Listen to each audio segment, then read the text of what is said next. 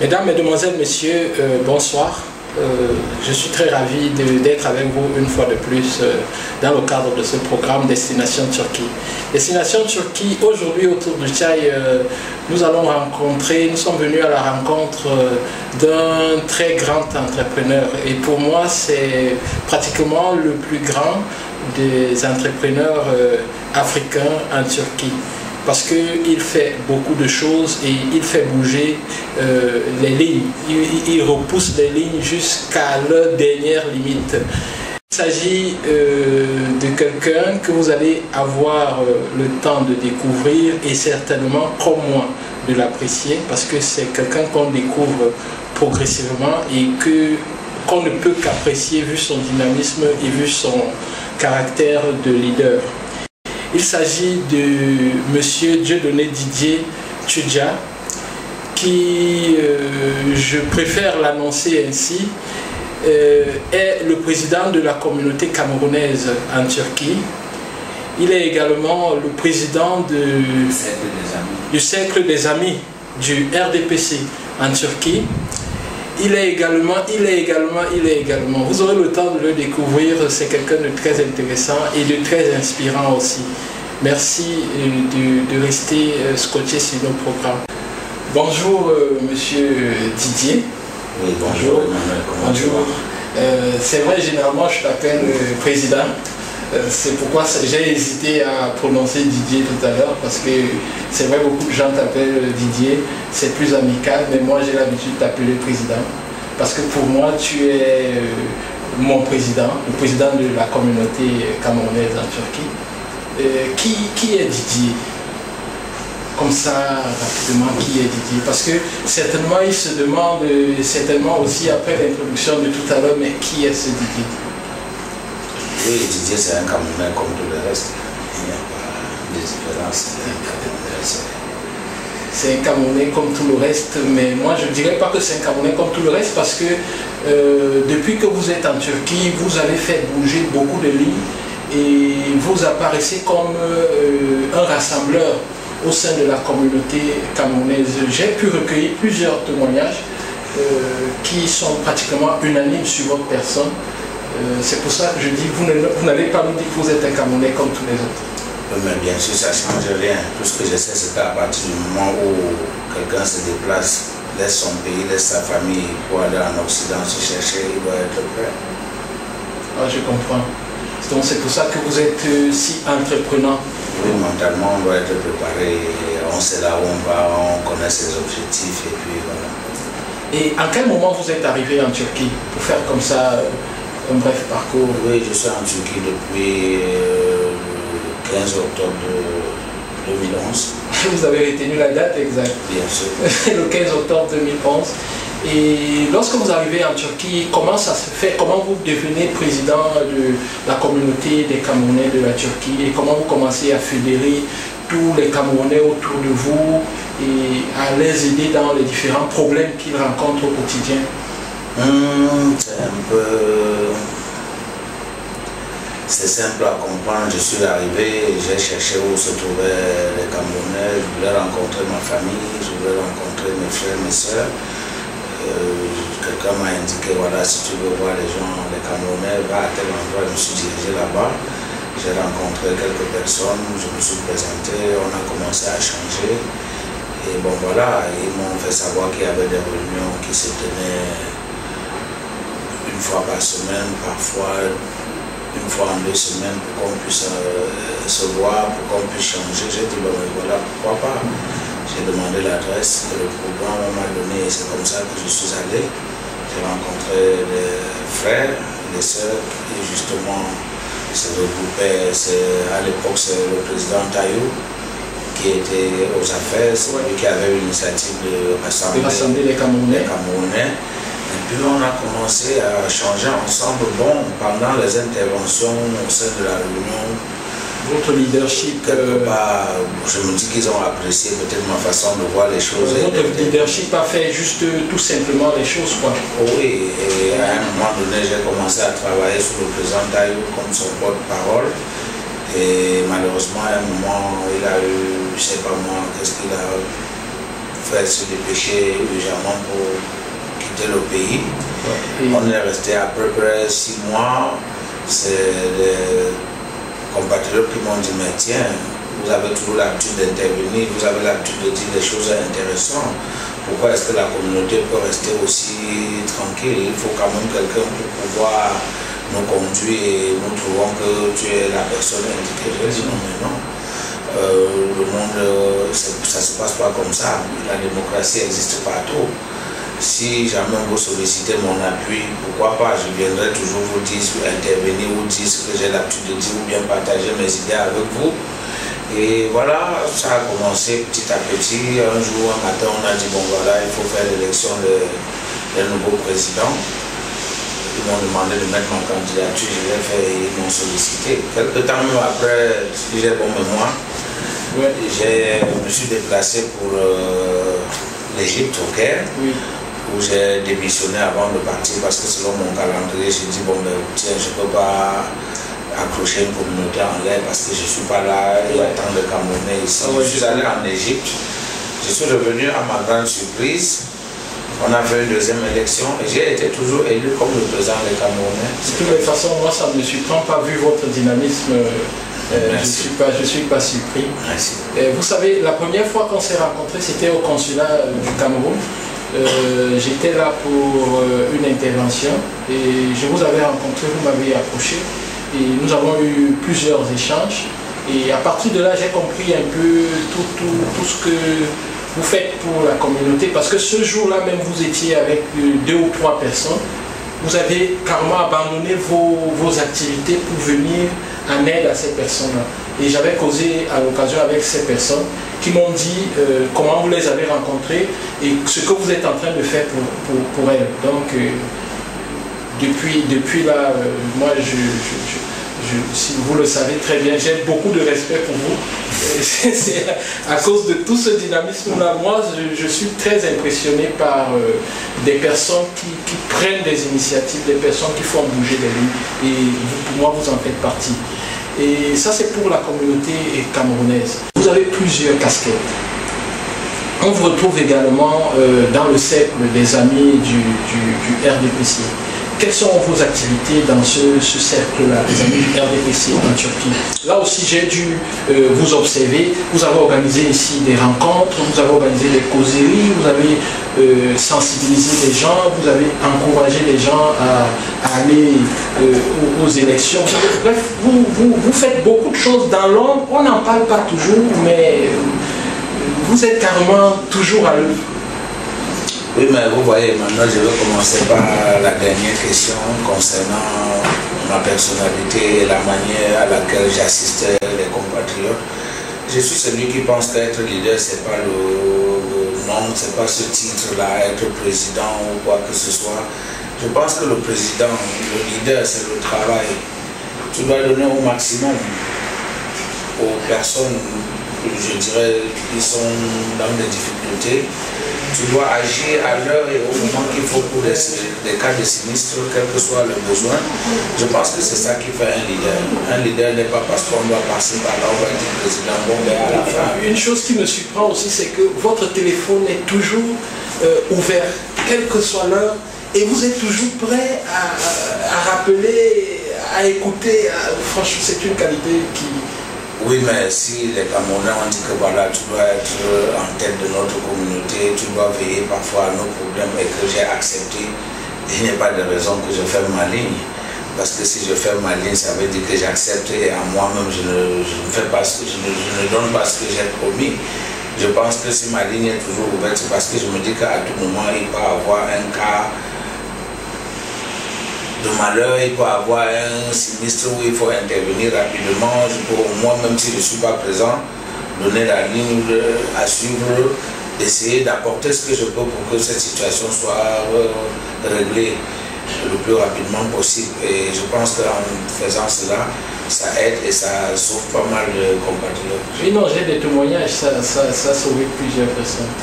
Oui, en revenant sur le volet parti, je crois qu'un citoyen, quel que soit là où il se trouve, et qu'il a quelque chose à dire ou à apporter dans son état, il doit passer par le biais d'un parti politique. C'est vrai, dans les ventes emportées, dans les restaurants, dans le quartier, dans les bus, ça se parle, chacun dit ce qu'il entend. Oui. Mais je crois que c'est les paroles. Formel. Voilà, je pense que c'est les paroles qui restent là-haut.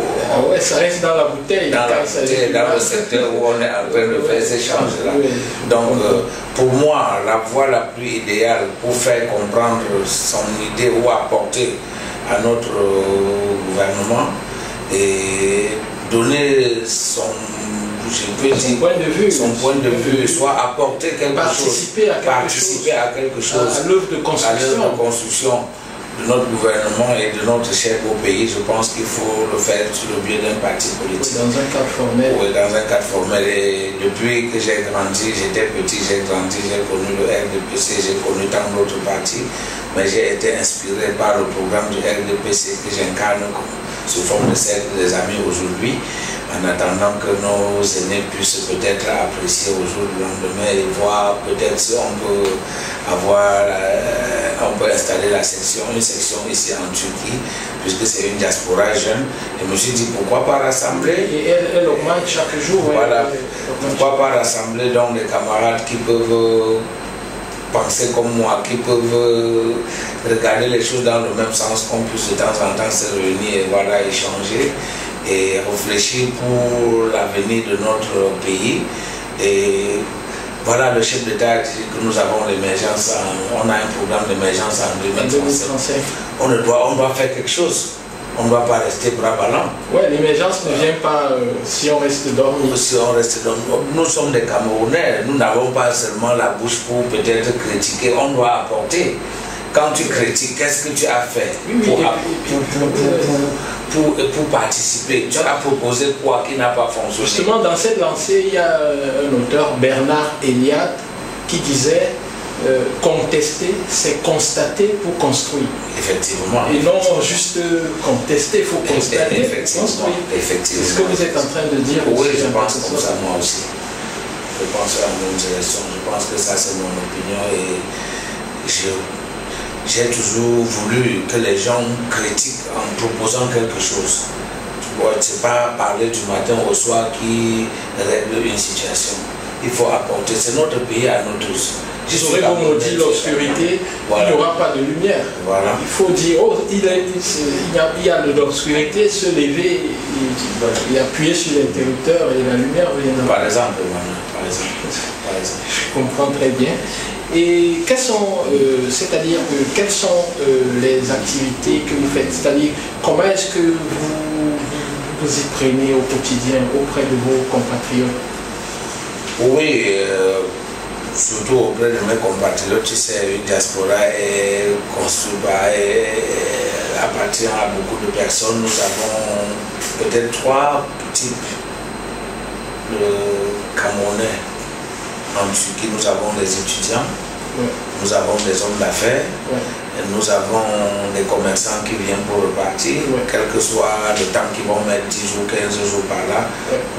Quand ils sont en Turquie, ils sont sur le territoire turc, nous devions être au courant, les protéger. Voilà, parce que dès qu'on est en tête d'une diaspora, c'est pas juste parce qu'on se dit bon ben voilà, on est là, on peut faire de l'argent, on peut faire ceci, on peut faire cela. Non, il faut penser à la protection, à la sécurité de nos compatriotes. C'est dans ce sens que nous nous retrouvons tout le temps, on essaie de faire des petites réunions. Parfois avec nos occupations, nous nous réunissons une fois par mois, parfois une fois en 2 semaines selon nos emplois de temps. On discute un peu déjà pour le cas le plus fréquent, c'est le boulot. Tous ceux qui arrivent veulent faire quelque chose. Il faut pouvoir les intégrer. Après ça, il y a la santé.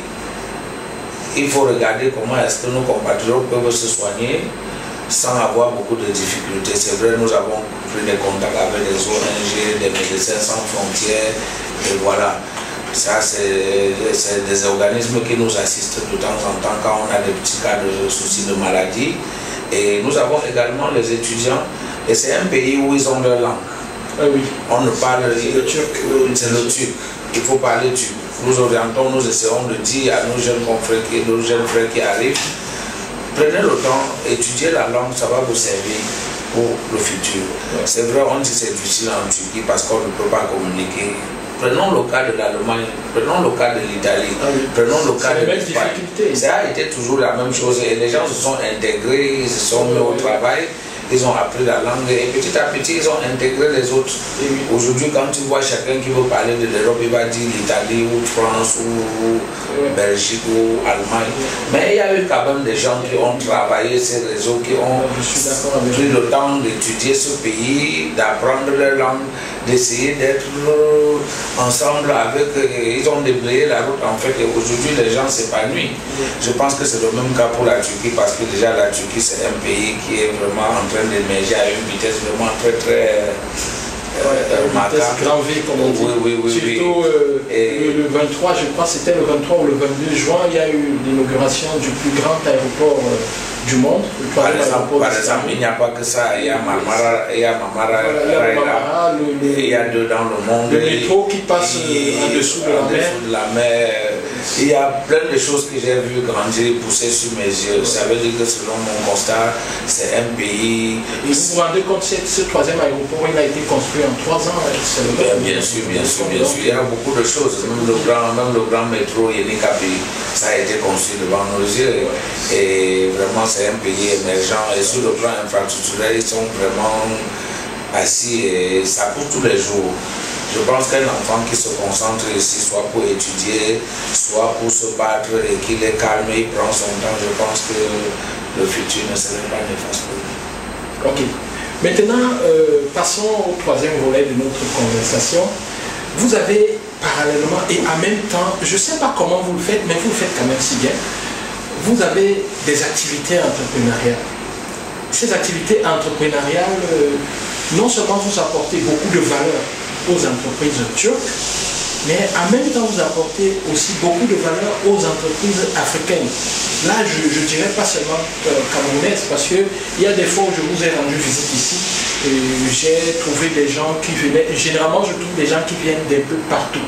Il y a des Rwandais que je trouvais ici, il y a des Congolais, il y a des Ivoiriens, il y a des Camerounais, il y a des Gabonais, il y a plusieurs communautés que je trouve ici, que vous accompagnez, que vous essayez d'aider à trouver des opportunités en Turquie. Est-ce que vous pouvez un peu nous donner davantage d'éclaircissements sur ce volet-là? Oui, Emmanuel, pour te dire la vérité, si moi je prends un avion, je vais en Occident, je vais chercher la technologie. Parce qu'en Afrique, en général, tout le potentiel y est. Si je côtoie les Centrafricains, les Tchadiens, les Guinéens, les Nigériens et autres, c'est question de discuter avec eux, de changer, d'essayer de leur montrer que là où nous venons, ce n'est pas parce qu'on est venu en Occident, nous avons du potentiel chez nous. Nous avons du potentiel en Afrique. 70% de la matière première consommée dans le monde entier, je dirais, vient de l'Afrique, si je ne me trompe pas. Alors, il faut valoriser ces produits, il faut valoriser ces ressources. Je disais tantôt, il faut valoriser l'Afrique. L'Afrique a un potentiel que personne de nos jours est censé ignorer. Et dans mon analyse, j'ai toujours dit aux gens qui veulent entendre que l'Afrique c'est le Eldorado du monde dans le futur. Ah oui, ça. Parce que si j'ai bon mémoire, comme je vous le disais tantôt, 70% des matières premières dans le monde entier viennent de l'Afrique. Je vais prendre l'exemple, c'est long. Le téléphone est fait par le coltan qui vient de Zaïre. Il y a le diamant, il y a l'or, il y a le bois, il y a le fer, il y a tout ce qu'on peut trouver sur le marché international aujourd'hui. 70% vient de l'Afrique. C'est quelque chose d'énorme. C'est quelque chose d'énorme. De temps en temps, quand vous me trouvez pour discuter avec mes amis ou certains partenaires turcs et européens, je suis toujours en train de leur dire, vous avez quelque chose, vous avez la mine, vous avez beaucoup. Vous devez beaucoup à l'Afrique. Vous devez beaucoup à cette Afrique. Donc, moi, je les ai dit tout le temps, si je suis venu chez vous, je suis venu chercher la technologie, rien d'autre. Et comme on le disait tantôt, moi, dans ma tête, qu'est-ce que je veux en Occident, c'est la technologie. Parce qu'à la base, je crois que le reste se trouve chez moi, en Afrique. C'est pour ça, Emmanuel, j'ai toujours essayé d'être au milieu. Je tend la main de ce côté à l'Occident pour la technologie. Et je l'ai dit en même temps, venez, on descend chez nous pour la base. Pourquoi pas? Vous avez la technologie, j'ai la base. Allons chez nous. Et faites un transfert technologique. Faisons un transfert de technologie. Fabriquons en Afrique que vous ramenez ici. Déjà, la main-d'œuvre chez vous est tellement élevée. Chez nous, encore aujourd'hui, on dit que les gens vont ici, les gens descendent, les gens tombent à l'eau, les gens font ceci. Si on fait ce transfert de technologie, ça va arranger beaucoup de personnes. Si j'ai bon mémoire, il y a peut-être 10 ans aujourd'hui au Cameroun, dans ma petite débrouillardise, que j'appelle le jonglage, comme ça se dit vulgairement, j'employais pas moins de 15 à 20 personnes. Aujourd'hui, si je peux venir avec une technologie, transformer peut-être le manioc, transformer le maïs, transformer, je sais pas, la banane, le poivre, l'ananas, je ferai du bien pas seulement pour moi. Les bâtons de manioc. Les bâtons de manioc, je ferai du bien pas seulement pour moi. Oui. Je vais encadrer pas mal de compatriotes et qui n'auront plus l'esprit de chercher ailleurs. Ils vont dire, bon, ben, ils seront à l'aise. Ils seront à l'aise où ils sont et puis ça va régler beaucoup de choses. Nous avons tous, par exemple, je prends le cas du Cameroun, nous avons tout au Cameroun. Nous avons des intellectuels, nous avons tout ce qu'il faut chez nous. Les footballeurs les meilleurs, on en a eu, les boxeurs, on en a eu, les intellectuels, on en a eu, toutes sortes d'ingénieurs, des médecins. Aux États-Unis, sans te mentir, on a des très meilleurs docteurs aux États-Unis qui sont installés là-bas, qui travaillent là-bas. Alors moi, quand je discute avec moi aujourd'hui, quand je discute avec un médecin, tout ce que je mets devant lui sur la table, c'est pour lui dire, est-ce qu'on ne peut pas faire la même chose chez nous? Ça, je ne passe pas 2 jours sans parler de ça. Et comment est-ce que des commerçants, comment est-ce que vous aidez, par exemple, un commerçant africain qui nous suit actuellement et qui aimerait venir en Turquie pour ses affaires? Comment est-ce que vous pouvez lui être utile? Oui, pour le commerçant qui vient... Parce que ce sont des questions qu'il me pose régulièrement. Oui, le commerçant camerounais aussi, africain ou camerounais aussi un peu parfois têtu, il faut le reconnaître. Quand vous arrivez dans un pays, la première des choses, vous devez vous guider quelque part, vous devez demander où se trouvent vos compatriotes, vos frères et sœurs, vous vous dirigez là-bas. Voilà, je suis nouvellement venu, je veux me battre ici, je veux acheter ici, je veux vendre là. Nous avons une équipe, nous avons des jeunes qui viennent d'arriver, ils se battent pour connaître la ville et le pays, ils font des petits courses, ils accompagnent les dames au marché à acheter. Peut-être par jour, tu peux lui donner 20, 50, je sais pas moi, euros. Ça l'aide. Entre-temps, toi aussi, le commerçant, tu es protégé et tu profites. Ce que tu aurais pu faire en 4 jours, tu peux le faire en 2 jours.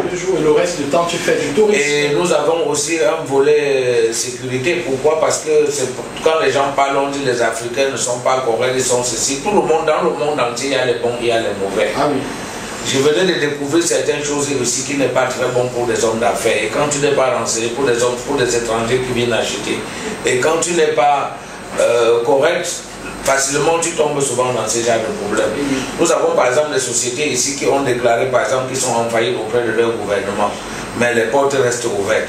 Toi, le commerçant qui vient, tu vas parce que tu expliques ton frère, tu n'as pas d'information, tu vas là-bas, tu mets beaucoup d'argent, le lendemain tu n'es pas livré, tu reviens, le magasin est ouvert, tu demandes, ça tourne, ça monte, ça descend. Quand tu vas au tribunal, tu trouves que ce monsieur avait déclaré que la société est faillie et qu'il est exonéré, il est protégé peut-être pour 1 ou 2 ans pour toute poursuite judiciaire. Qu'est-ce que toi, le commerçant, tu fais? Tu dois attendre 1 an pour revenir. On a ces informations, mais si ils ne viennent pas vers nous, s'ils arrivent, ils ne disent pas notre communauté, qui sont sur place, qui peuvent nous dire ceci, qu'est-ce qu'on va faire? On ne va pas aller s'installer à l'aéroport pour dire, ah, tu es Camerounais, viens, je vais te dire ce qu'il faut faire en Turquie. Non. Je pense qu'avec votre permission, on pourra partager votre adresse à nos auditeurs. Avec votre permission, bien sûr. Bien sûr. On va partager votre adresse à nos auditeurs. Et vu que votre bureau se trouve pratiquement dans le centre commercial, les entrepreneurs qui viennent pourront facilement vous retrouver, vous rendre visite ou vous contacter même à distance pour vous demander des démarches à suivre, voir comment vous pouvez les accompagner. Ça a été même une des raisons que mon bureau soit situé à cette adresse, parce que je sais que de l'aéroport, le métro, le plus souvent dans ce quartier, et la majorité d'hôtels sont localisés là. Sont localisés dans le même secteur. Ça a été une des raisons. C'était toujours pour être pas très distancé de nos compatriotes qui arrivent, question de les suivre, question de les aider, question de les protéger dans leur séjour aussi. Parce qu'il y a eu des cas, les activités en même temps. Il y a eu des cas où des commerçantes malheureusement sont peut-être sont venus et ils ont eu des cas de maladie dans leur hôtel. Il y en a qui sont décédés, il y en a qui ont été accompagnés dans les hôtels pour les hôpitaux. Il y a eu ces malheureux cas-là et je suis convaincu que vous faites face à ces différents cas régulièrement et que vous, avec votre machine d'intervention, vous avez pu sauver plusieurs cas comme ça. Donc le fait de se signaler chez vous met effectivement à l'abri de ce genre de situation. Encore que je l'ai fait pour beaucoup de temps sans demander l'exonérer à qui que ce soit, j'ai toujours participé, j'ai toujours donné ce que je peux auprès de ma communauté et aux étrangers qui viennent faire les achats. J'ai toujours, quand tu es Camerounais, je ne réfléchis pas deux fois, je n'ai pas une facture à te dresser pour pouvoir t'assister, soit en conseil. Donc, concernant les cas de maladie de l'hôtel et des décès, je pense à 80% j'ai été à côté de ces multiples cas et j'ai pu aider ce que je pouvais aider. Ce que Dieu a dit que ça c'est mon tour, ça, ce cas m'appartient en ce moment. On donne les efforts qu'on peut, mais le reste je devient. Bon, merci monsieur Didier, merci vraiment pour cet entretien qui a permis certainement à nos auditeurs, à tous ceux qui nous suivent, de comprendre un peu ce que vous faites pour la communauté africaine en Turquie et ce que vous faites également pour les Turcs, parce que ça, il ne faut pas l'oublier, puisque les Turcs aussi ont besoin de vous pour entrer en Afrique. Donc vous êtes un peu comme une sorte de tampon. J'ai assez de témoignages sur vos différentes activités. C'est la raison pour laquelle j'ai tenu à vous rencontrer dans le cadre de cette émission que nous essayons de programmer depuis. Mais avec votre programme qui est super chargé, il n'a pas été facile de pouvoir trouver ce temps. Déjà, je vous dis merci. Vous n'avez pas assez de temps, mais vous avez quand même essayé de dégager ce petit temps pour qu'on ait cet entretien. Plaisir partagé. Est-ce que vous avez quelque chose à dire? Un dernier mot, je ne sais pas. Est-ce que vous avez quelque chose à dire à ceux qui nous suivent? Oh, je souhaite simplement, pour ceux qui sont en Turquie, un très bon séjour. Et à tout moment, quel que soit le besoin qu'ils ont, qu'ils essaient de s'approcher vers nous. J'ai vu là aussi, vous faites apparemment, vous essayez d'aider les gens à faire des cartes consulaires. Effectivement, quand tu as été quelque part et que tu connais certaines choses, tu dois le partager avec tes frères. Il est inadmissible qu'un Camerounais arrive aujourd'hui et qui tombe sur moi, que je ne puisse pas lui diriger, lui dire voilà, tu vas commencer par là et voilà comment tu vas te conduire, voilà où tu vas terminer. Donc pour les Camerounais qui arrivent en Turquie, si vous avez des difficultés, vous pouvez rencontrer, vous pouvez venir dans les bureaux de M. Didier, il sera heureux de vous accueillir. Et même quand il n'est pas là, il y a toujours son secrétaire qui est là et qui pourra vous recevoir. Et il aide également à faire vos cartes consulaires, que vous soyez étudiant, quel que soit ce que vous faites.